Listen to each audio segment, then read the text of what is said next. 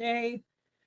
And I wasn't originally supposed to do this first part of the training, but we adapt, don't we, to change. So wish me luck on these first few slides.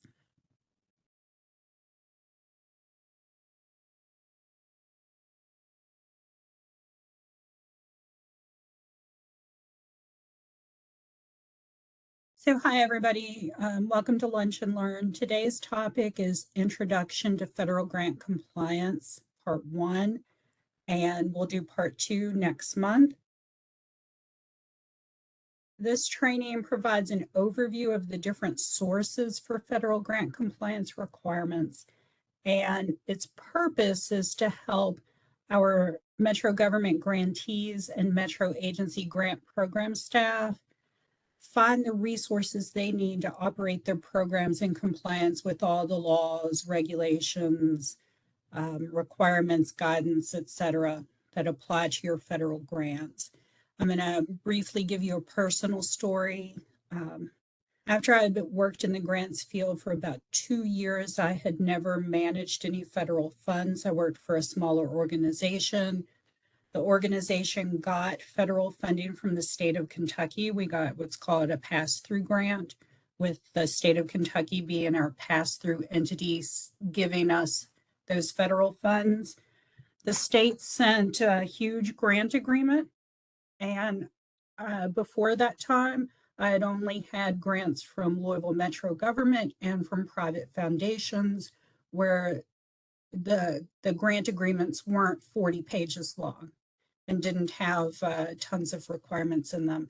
So I went through the grant agreement, and there were a lot of regulations in there, laws it said that I needed to follow. Nobody at the organization I worked for had managed federal funds before, and the state agency that had awarded us the funds, the people on staff there had never awarded federal pass-through funds before. So I was pretty much on my own, and I can completely empathize for those of you whose first federal funding has been recent, and especially with the American Rescue Plan. You get this grant agreement and you go, well, it tells me these rules, but it doesn't explain how to follow them. And I want to provide what help we can from Metro government for you all to identify the regulations and requirements you must meet, and provide any interpretive help as well. So we're going to start out with the question, and if you'll put your answers in chat. Federal grants are A, gifts, B, agreements to perform specific programs or projects, C, money I can spend on any organizational need, D, sometimes a lot of work, and E, both B and D. I do see a lot of E's, and that is the correct answer. Almost all federal grant funds are for a specific program or project. And those of you who have managed federal funds or are currently managing federal funds for the first time understand that it's not easy. There are a lot of requirements that apply to federal funds. So when we're talking about regulations and requirements, what we're really talking about is grant compliance. And grant compliance means adhering to all the laws, grant requirements, and the terms and conditions. Remember the Finance Committee last night was asking Adam and. All righty. And who's responsible for grant compliance? Who's responsible? Everyone who works on or makes decisions about federal awards. So that's your board of directors, it's your executive director or CEO, it's your program staff, your program managers. For Metro agencies, it's the mayor, it's Metro Council, it's OMB, it's LAD, it's your agency director, it's everybody at your agency. So everybody has to do their part with grant compliance. So these requirement sources requirements come from a large number of sources. This list is not exhaustive. We could probably have 4 slides that go through all the different types of requirements that apply. But first and foremost are laws.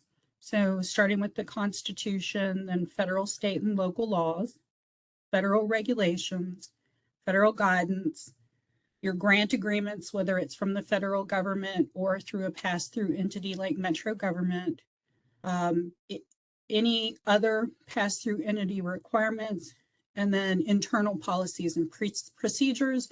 For you Metro agency folks, that means Metro-wide policies and procedures.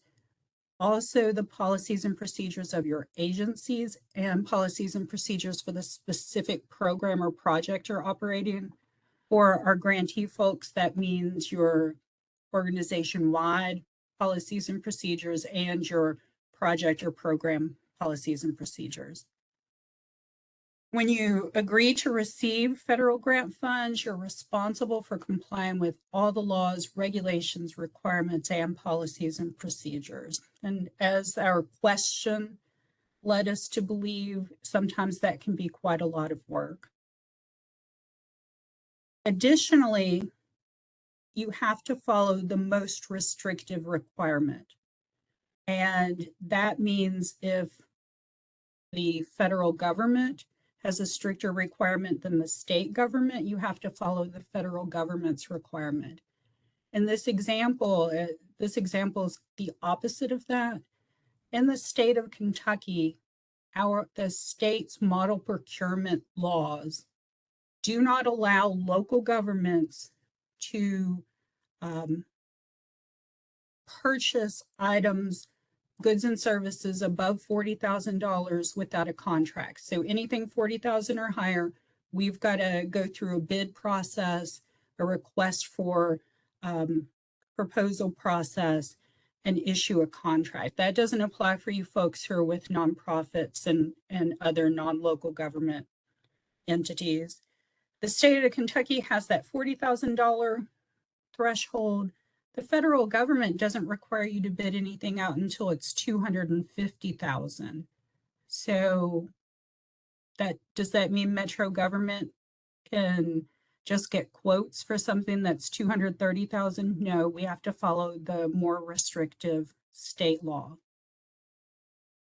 Here's another question for you all. When is the appropriate time to start thinking about grant compliance? A, once the grant agreement has been signed, when you're considering applying for or accepting a grant, once the grant program is up and running, or the week before the grant monitors arrive. I see a whole lot of B's, and B is the correct answer. Before you decide to apply for a grant, or if a funder comes to you without an application process and says, we're thinking about giving you this money, hang on a minute, find out what the requirements are before you go any further, because you might not want to meet the compliance requirements. It might be too much work, or you might not have the structures, the systems in place to meet those requirements. And you have to consider whether you can build those systems in time if you get the grant. We're going to look at some different slides now that are where we're going to look at sources of requirements. And I've got Jennifer Underwood and Marja Furman who are going to help out with that in a few minutes. The actual documents and websites we look at today aren't important. We're not trying to get you all to understand all of Health and Human Services compliance requirements or all of the Department of Justice's compliance requirements. We're showing you how to find those compliance requirements and what you should do once you find them. So where do you find these requirements? The first place is the funding notice, which is the federal government's announcement that funding is available. Usually you can find those funding notices on a website called grants.gov. If you all don't have accounts on grants.gov and you're grantees, not Metro government staff, You might want to start checking out grants.gov and set up an account. You can start searching for grant opportunities on grants.gov. For those of you who are with Metro government, there's a process in place where you can connect your personal account to Metro government. So contact OMB Grants if you're interested in getting an account set up on grants.gov. So the funding notices are often called NOFA, which is Notice of Funding Availability, NOFO, which is Notice of Funding Opportunity, or FOA or FOA, which is Funding Opportunity Announcement. In this training, we're going to call them NOFOs because that's the most common acronym. You also find the requirements in the award notice, which is the federal government's version of a grant agreement. Or you might find them in your pass-through grant agreement. For those of you who are American Rescue Plan grantees from Metro government, our grant agreement with you all has those requirements in there.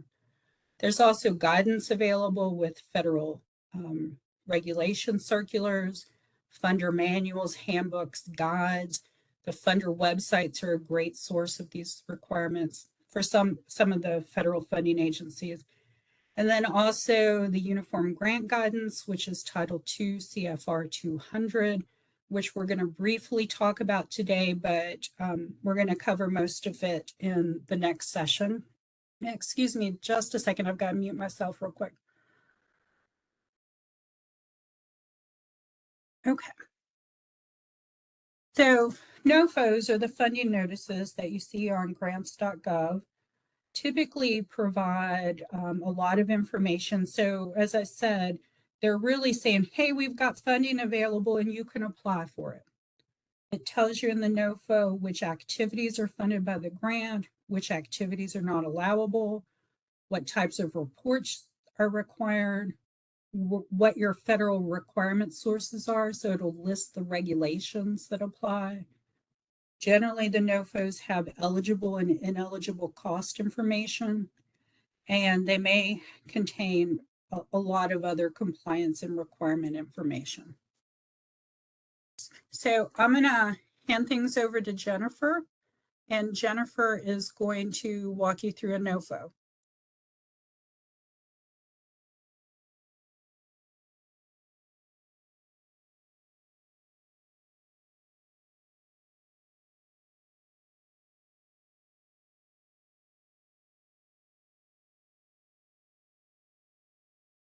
All right, thank you, Susan. So today we'll be reviewing a Notice of Funding Opportunity, a NOFO, from the National Park Service for Cultural Resource Financial Assistance.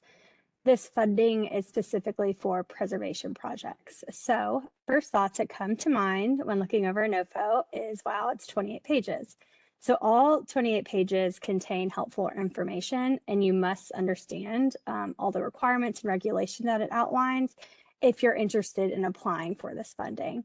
So the grant regulations, requirements, and all the instructions for the application for this funding is outlined in this NOFO. And although it's extensive, all the information that's listed in here, there is information that will, and requirements that are detailed, not fully covered in this NOFO, that will be in agreements and contracts, etc. So briefly looking on the table of contents, you see everything from program description, federal award information, eligibility information, including program requirements, eligible cost, and what is not funded, all the application submission information, and the federal award information, including the policy requirements and reporting.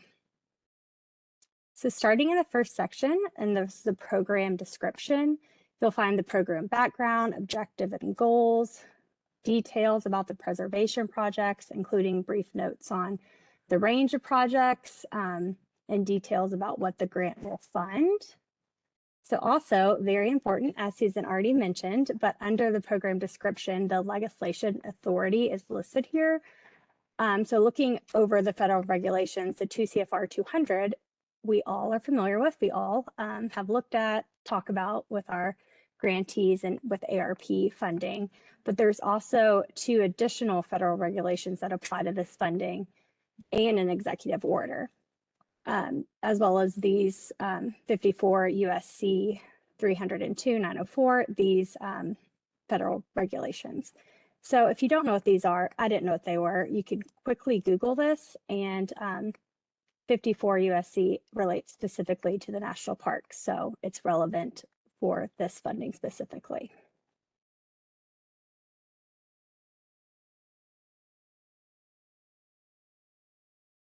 So then we'll move into the federal award information, which outlines the funding, and it kind of breaks it down. So the expected award amounts, as you see, this funding will range from $750,000 for an award, and the minimum is $15,000.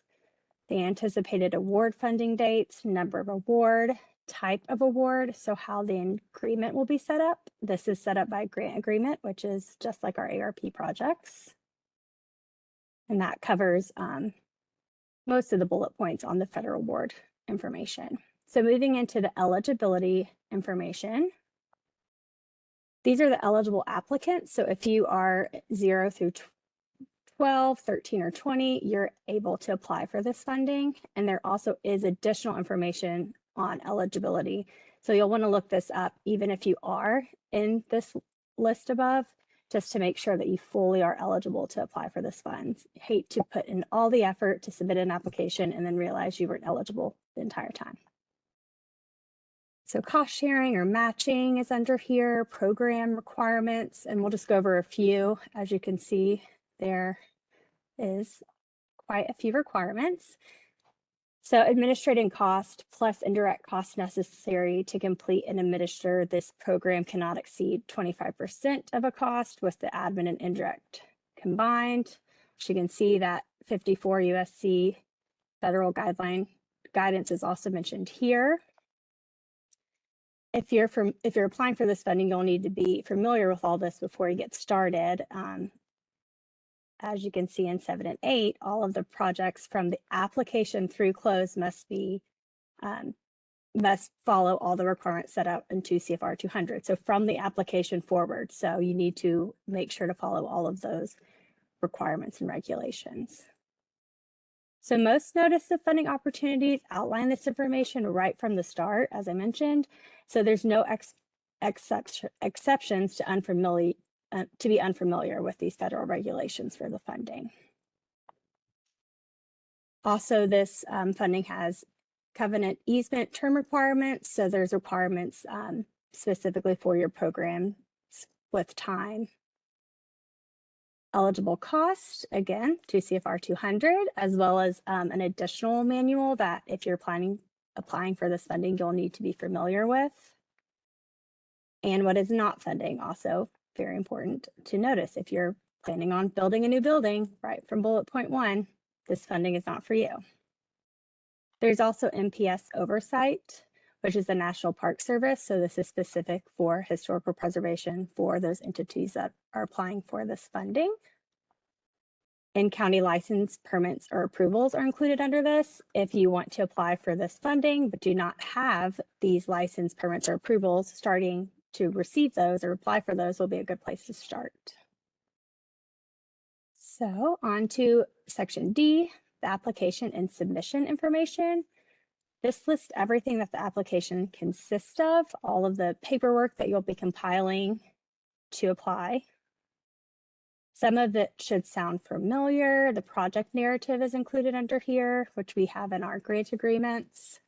Detailed budget narrative, conflict of interest disclosure, uniform audit reporting statement, UEI and SAM.gov registration, which we also require in our agreements with ARP funding. Funding restrictions. And finally, after all of the restrictions, we get to the application review information. So this NOFO outlines the application and how the application is reviewed. So all of the criteria that is your application is reviewed against, the selection process, evaluation of risk applicant, which is the same as our risk assessments that we do with our grantees, And then finally, the federal award administration information. So this has all of the administrative and national policy requirements. And as Susan mentioned, you have to follow the most stringent requirement or policy. So this one outlines the 2 CFR 1402. So that will be the guidance for the regulation, but whatever is most restrictive, you will follow first. The reporting requirements, as you can see, this funding has financial reports, performance reports, significant development reports, a lot of reporting requirements. And finally, the NOFO has the federal award and agency contact information, which completes all of the overview of this NOFO. And I will pass the presentation back to Susan. She'll have a few questions and cover federal regulations. Thank you, Jennifer. As you all can see, there's a lot to even applying for a federal grant and making up your mind whether to apply or not. Let me share my screen. Jennifer's right that we've got a couple questions for you. Reminder to put your answers in chat. The first is the notice of funding opportunity contains which of the following: the funding announcement, instructions for applying for the grant regulations and requirements, or all of the above. I will tell you I'm bad at making questions, and if there's an all of the above, it's 99% that's the answer when I make these questions. Sorry, folks, I'm not creative enough. This answer is, of course, all of the above. And the NOFO contains all of the requirements of the grant. Is that true or false? A or B? Correct. The answer is B. It gets you started. It puts you on the right path, but you're going to see that there are more requirements if you do receive the grant. We're going to talk about regulations and what even is a regulation. Well, a regulation, a federal regulation, is a set of requirements that are issued by a federal government agency to implement laws passed by Congress. So let's talk about the American Rescue Plan Act, which was a law passed by Congress in March of 2021. It told us that we could use ARP, state and local fiscal recovery funds, which is what we call ARP, for four main purposes: premium pay for essential workers, some limited infrastructure projects, some government services projects under revenue loss provisions, and COVID health and economic projects. Also told us the deadlines that we have for spending and that we were going to have to report on these funds. That's basically all the law said about this $388 million that Louisville Metro government received for ARP, and it was many billions of dollars that were issued across the country to states and local governments. The U.S. Treasury Department, as the awarding agency, had to come up with the regulations that would allow them to implement the ARP project. Some regulations, and in general, regulations have the force and effect of law, which means you can't really differentiate between them and other laws. To have that weight of law, though, there has to be a public comment period and a process. So when the U.S. Treasury realized that they were going to have to implement those ARPA funds, they issued something called the interim final rule, which is what all federal agencies do. And they said, these are the regulations we're applying to ARP right now, we're implementing right now, but we're going to let the public comment. We're going to review the public comments, and then we're going to come up with our final rule, those final regulations. And they did, and those final regulations were issued at the very end of 2021, very beginning of 2022. That public comment period gives the ARP final rule the weight of law, and most federal agencies' grant regulations also have the weight of law. Does that mean if they don't go through the public comment period that you don't have to follow them? No, it just means that the federal government has an even better case against you if you don't follow the final rules that went through the public comment period. Regulations are found at the Code of Federal Regulations, CFR, which is found at ecfr.gov. And I'm going to show you where that is.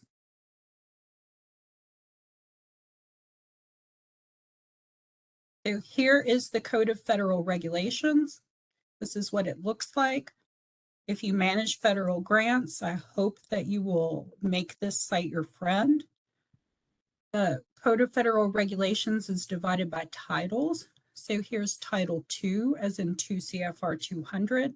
This is operated by the Federal Office of Management and Budget, but you can see here's agriculture regulations, energy regulations, quite a few. Right now, there are 50 different titles. The way you navigate this site is you click in the applicable title.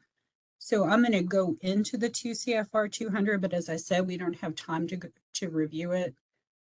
The Title 2 parts are listed over here. So if I want Part 200, I'm going to click in here. And then I'm going to find Part 200 again over here. And I can find it right here. And there's the 2 CFR 200. So that's how you would find your regulations. We'll look at some housing regulations for a second so you all can get a better look. So this is Title 24, which is from HUD, the U.S. Department of Housing and Urban Development. And we want to see the home investment partnerships or home program regulations. And that's 24 CFR Part 92. So here's where Part 92 will be. I look here. I want to, again, find Part 92. So I scroll down here, and here's the Home Investment Partnerships Program, which is what I was interested in. We're not going to really look at any of these regulations. This is a huge page because the home final rule is gigantic, but there's a table of contents right here. And you can just look through the table of contents and find the specific regulations you're interested in. For instance, for most federal grant programs that are serving populations, there's an income cap. So if you wanted to look up the regulations related to income for the home program, you would click on there.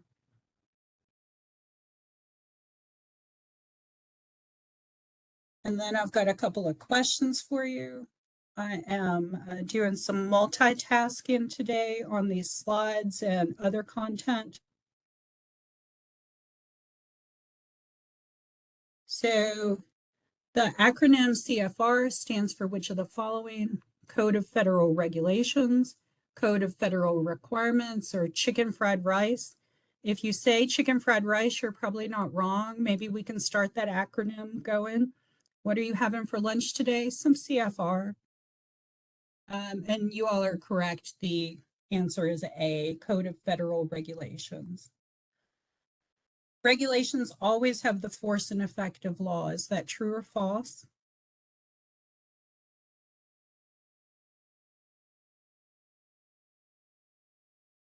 I see a lot of mixed answers. Regulations don't always have the force of law. You still have to follow them, but unless they go through that public comment period, they don't have quite the force of law. So we're going to talk about award notices and grant agreements. Again, the award notice is what you receive from the federal government. The award notices and grant agreements from the federal government typically have a lot of the same language that you find in the NOFO, and they're going to contain other key compliance information now that you've received the award. It's going to include the period of performance, which are the start and end dates of the grant. It tells you when you can spend and when you can't spend, when you have to stop spending. It's going to give you reporting deadlines and other key deadlines, including the closeout date, which is when you have to have your final reports into the federal government.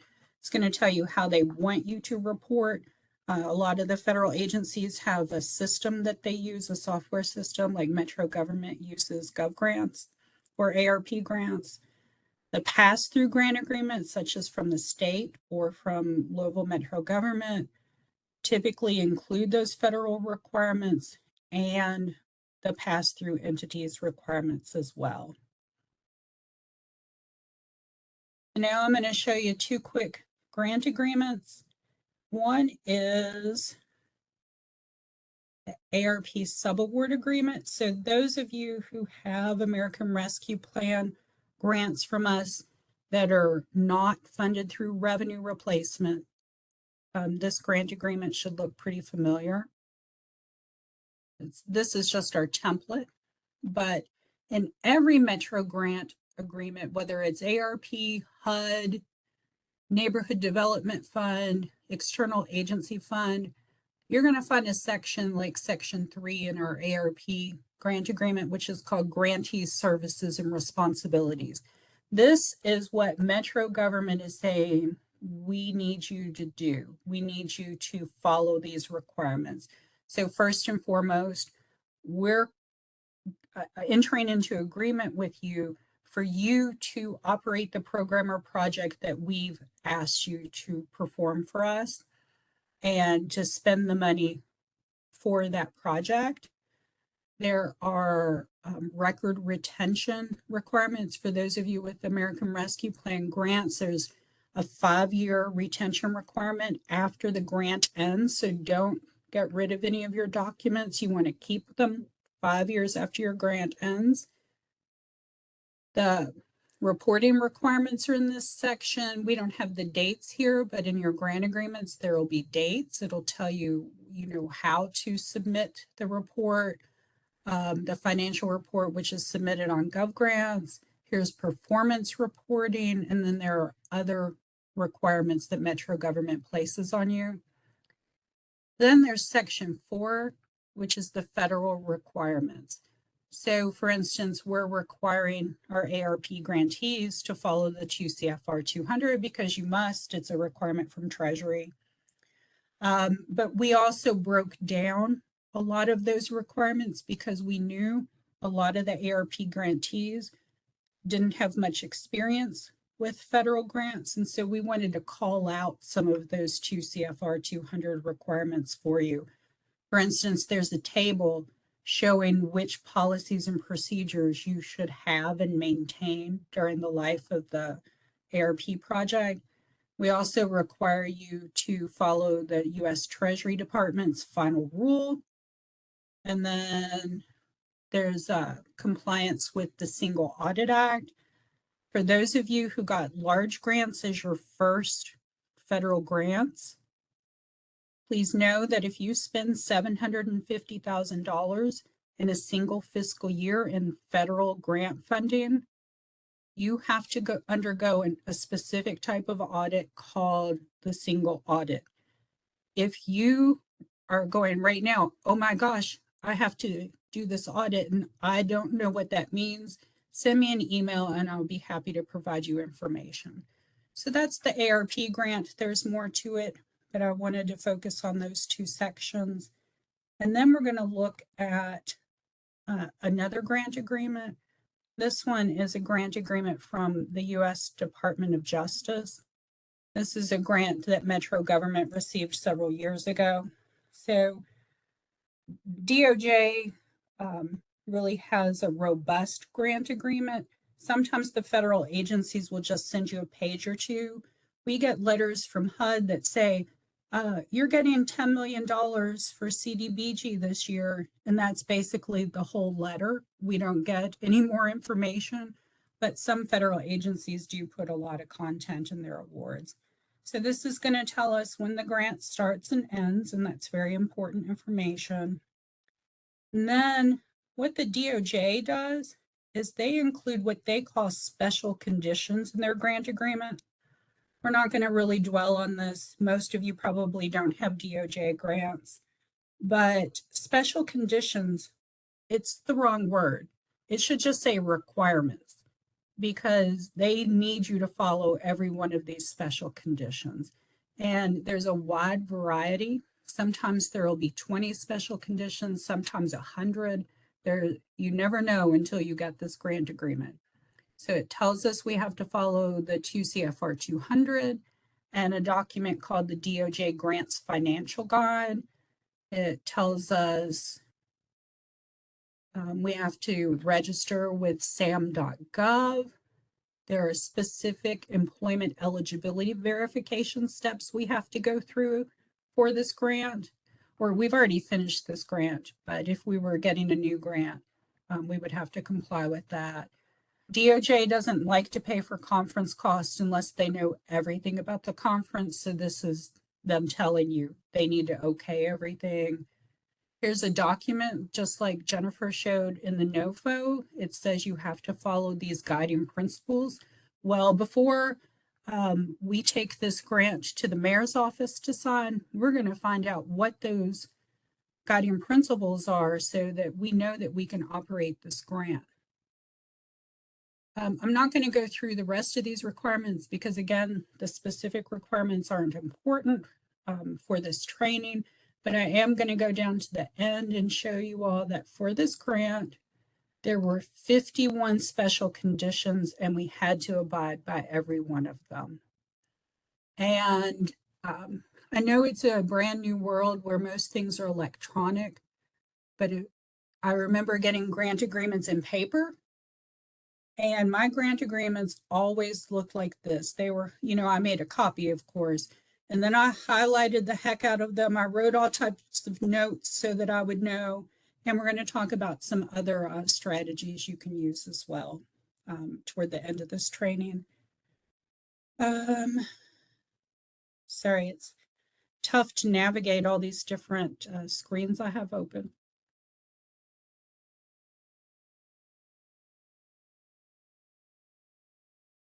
Let me get back to the training.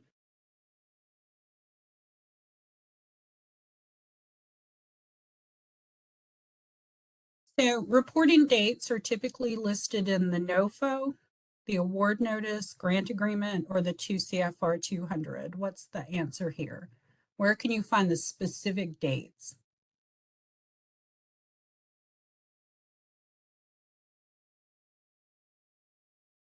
Yep, I'm seeing a lot of B's. B is correct. The NOFO and the 2 CFR 200 will give you guidelines about the reporting. It might say you have to report somewhere between quarterly and annually, but when you get the grant agreement, it'll say you have to report these specific timelines. So guidance is a catch-all term. It can mean a lot of things. For the purposes of this training, we're really focusing on guidance that's not regulations, that's not the grant agreement, although you can call those guidance as well. We're talking about things like information on websites, information in handbooks and manuals, memoranda. There are interpretive memos where the federal agency will interpret the regulations, policy statements. There's a lot of different types of guidance. We're going to look at several different types. So federal agencies use the guidance documents to explain new regulations. So if they think the regulations that are upcoming are not clear, they're going to provide some interpretive guidance to help grantees. That guidance can be responses to stakeholder questions. I know we have some folks in here who have HUD grants. HUD has an amazing website where there are tens of thousands of resources for recipients. And one of the resources they provide is you can type in any question you want and it'll go to HUD and they can decide whether to answer your question or not. They don't always answer them. Sometimes it takes 6 months, but you have that ability to send them that question through their website. With American Rescue Plan, the Treasury Department issued the final rule, but then they also respond to questions from recipients through FAQs. About every 3 to 6 months, they issue an updated FAQ document that provides additional guidance to recipients that helps us when the regulations themselves aren't entirely clear. Guidance can clarify existing policies, and it can also share leadership priorities and initiatives. For instance, soon after President Biden took office, he issued several memoranda about equity and how important it was to have equity goals with federal grant programs. So we're going to talk about manuals, handbooks, and guides, which I'm just going to call manuals. Several federal agencies provide these different manuals, and some of the manuals cover just a single grant program. I saw James Tatum from Ocean here earlier. I hope you're still here, James. James and his folks at the Office for Safe and Healthy Neighborhoods oversee a grant from HHS called the RECAST grant, and HHS has issued a handbook just for the RECAST grant. There are other federal agencies that issue these handbooks and guides and manuals that are specific or general for all their grants. So you can find both kinds, really deep dives like the RECAST grant manual or general guides across the federal agencies' grant programs. Manuals can include different types of information. Some of them are better than others, but they typically include reporting, deadlines, and instructions. If it's across all grant programs, it's not going to tell you the dates the reports are due, but it will give you their general guidelines. It's going to include financial requirements, including allowable and unallowable costs, payment request instructions. So you need to know how to get money from them, and that manual is going to tell you how to do it. Programmatic requirements, instructions for closing out the grant when the grant's over, and just tons of other information is possibly found in these manuals. Some of the manuals are excellent and they give you step-by-step instructions. That RECAST manual that I mentioned is really good. It'll tell you to go into this system and do this and this and this, and I love that manual. The other good thing about manuals is, I don't know about you, I didn't go to law school. I don't know how many lawyers we have here. I don't have a degree in regulations or the law. I read the regulations every day, and they can be tough sometimes. The manuals typically are written in real English so that an everyday person can pick them up and go, oh, I understand this. I didn't understand what the 2 CFR 200 was saying, but I do understand what this manual says, interpreting the 2 CFR 200. So we are going to look at a manual from the Department of Justice, just because it's an excellent manual. I wish every federal agency issued the same guide right here. It's called the DOJ Grants Financial Guide, but it's not just financial, it's a bad name. It's everything you need to know if you've got a DOJ grant from the Office of Justice Programs, Office of Violence Against Women, or community-oriented policing services. We're not really going to go through this manual, but we're going to look at the different information. So here's a pre-award requirement. So the application process, award acceptance. So DOJ's got one system where you apply for grants, and then they've got another system for how you manage the grant. So you got to learn both systems. It's got standards for financial management systems. And this one, if you are going to get a DOJ grant for the first time, you need to make sure you can meet those standards for financial management. Then we've got all the post-award requirements. So you just got a grant from DOJ. Here is everything that you need to know. So how do you get paid? what's your period of availability, what are, if you want to adjust the award, here's how to do it. We've got property standards, and property doesn't mean land, it means things like equipment, vehicles, land, buildings, capital improvements, all of which are $5,000 or more. Here's allowable costs. That's what we really care about, right? Here are unallowable costs. So you can find all of this in here. And this manual covers their regulations and requirements. But one of the reasons I love this manual, aside from it being written in real English, is it has helpful sections where there are tips. A tip is not a requirement, right? A tip is helping you out in learning. And then it has sections on best practices. So they've taken information from all of their grantees and developed best practices that they're including in this manual. I'm going to stop talking about this because we're probably not got any DOJ grantees, but it is an exceptional document. So I've got, I thought I had a question about that, but I don't. So we'll go back to the training. We're going to talk quickly about funder websites. Marge is going to show you a couple of funder websites, and then I'll give you some next step kind of information, and then we'll wrap up. So federal websites vary. Some of the federal websites, like the HUD, include everything that you need to manage their programs, all the information. With the HUD Exchange, though, their website, it's so much information that it's hard to find what you need sometimes.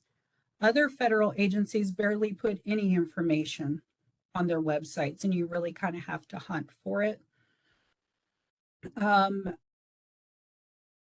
Some agencies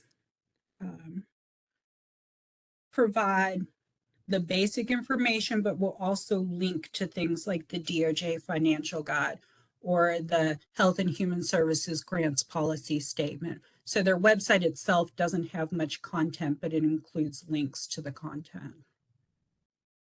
Your pass-through entities like Metro Government, like the state of Kentucky, Foundation,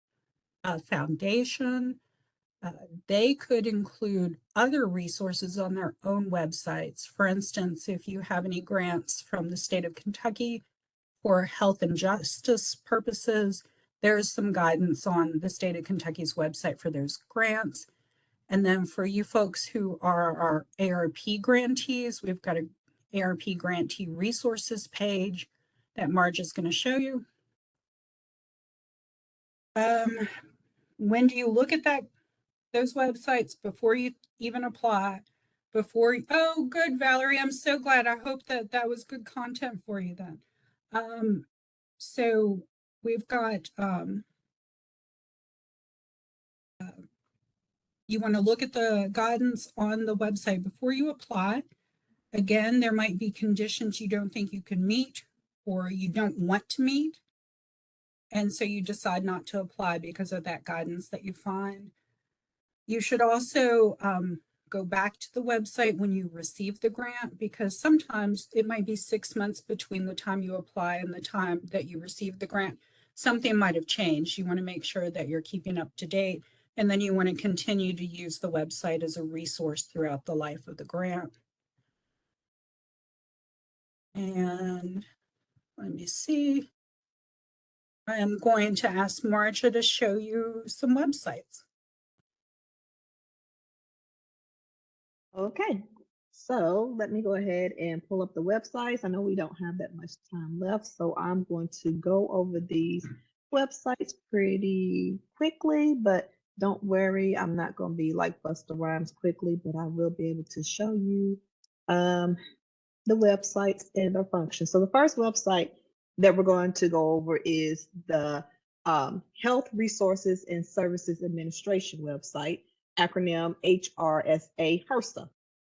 Now, this does not apply to ARP grants, but it is it does have a lot of information on here if you do have one of these type of grants. So this is a great website that you can go to help you to guide you through your process of your grant. So on this website, you'll see, of course, announcements, find funding, manage your grant. You'll see that they have a FAQ section if you have different questions that you need answers to, deadline extension, administrative flexibilities. Also, manage your grant section is a really good section. And as you can see at this section, you see recipients impacted by September 2022 natural disasters. Log into your electronic handbook, as Susan was talking about earlier. Training, very important. Administrative management, financial management, policies, regulations, and guidance, and reporting requirements.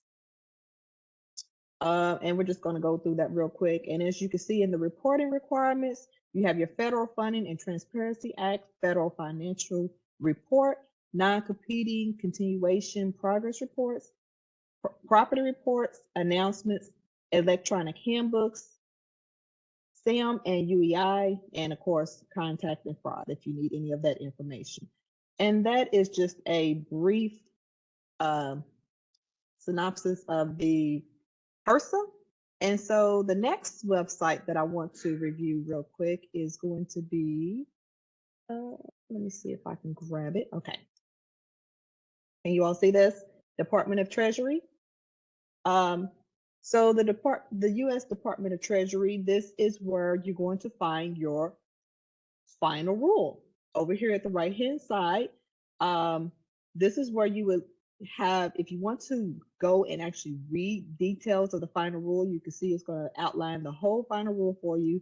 So if you have time, please go read that. It's 117 pages. But here's the overview of the final rule as well. Also, you have final rule FAQs. So if you have any questions that you need answered, they may be on this FAQ section right here of the final rule. And then you have the interim final rule, the interim final rule FAQs, and the interim final rule quick reference guide. And this does apply to ARP grants. And then we have one more website that we're going to review real quick. And this is one of my favorites. And this is our grantee resources website. I love this website right here because even when I'm reviewing invoices, I use this website daily. And this definitely is part of the American Rescue Plan, as you can see right here. So this website is for ARP grants as well. And it's a great website. As you can see, grantee resources. You can see that it has training on here. Resources for ARP, LMG grants management system. So if you need help using Gov Grants, you have the link, you have the login information, you have training, user guide, risk assessments guides, also a ton of training videos that I would highly suggest that if you have not had a chance to go and review yet, please go and review some of these videos because they will help, especially the sub-recipient initiated amendments. I have been helping ones out a lot lately with this video. So it is definitely suggested to go check out this website. And then you have the sub-recipient training sessions as well. So yes, this definitely does apply to ARP, and so does the other website that I just came from, which was the Treasury website. And Susan, I'll turn it right back over to you. So Thank you, Marcia, and thank you especially for recognizing that I'm long-winded and we didn't have much time left. So we've got another question, and it's federal agencies use guidance documents and pick all that apply, that use guidance documents to explain new regulations, respond to stakeholder questions, clarify existing policies, or to make our work more complicated. Be sure you check all that apply.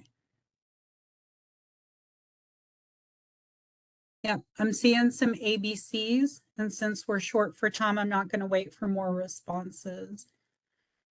So this is part one. This is a quick overview. We could probably do 2-week sessions just on this if all of us had time. I know you all don't have time, we don't have time, but this is just the tip of the iceberg. Next month, we're going to look at the 2 CFR 200, and we're also going to talk about following policies and procedures and how that's very important to compliance. In the meantime, what can you do to improve compliance? You want to read your NOFOs very well and your award documents. And you want to look for all the terms and conditions. Whether you highlight them or not, you want to make sure that you're capturing all of those terms and conditions. You want to go to the 2 CFR 200 and go to the federal agencies regulations to see what applies to your grant. You want to look at the federal agencies guidance on their website, on their manuals, through their manuals, any guidance you can get from those agencies. For those of you who are Metro government employees, you need to know the Metro-wide and agency-specific policies and procedures that apply to your grant program. You can make a spreadsheet or other tracking system to track these requirements. You can assign responsibilities for folks. This is kind of a basic thing for those of you whose organizations are bigger or whose Metro agencies have more staff. You might come up with a much more robust system. You're going to make sure you're capturing all those deadlines. You're putting them on a calendar. You're sharing that information. The grant period of performance, all the reporting deadlines, the closeout date, the last date you can spend money, all of those things. You want to make sure that you're capturing them on a calendar, you're sharing that information, and there's a plan to meet all of those deadlines. And for those of you who are ARP grantees, go to that grantee resources page that Marja showed you and watch the videos and look at the slide decks. That is my last slide. I want to thank Marja and Jennifer for their assistance.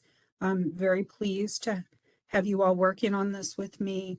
And I know it's just 2 till, but I don't have a meeting at 1. So if there are questions, I can stay and field some questions for a few minutes.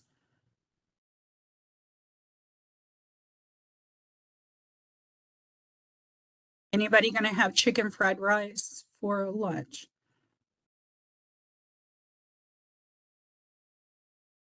All right, well, if there are no questions, I'm going to stop the recording. And I want to thank everybody for attending.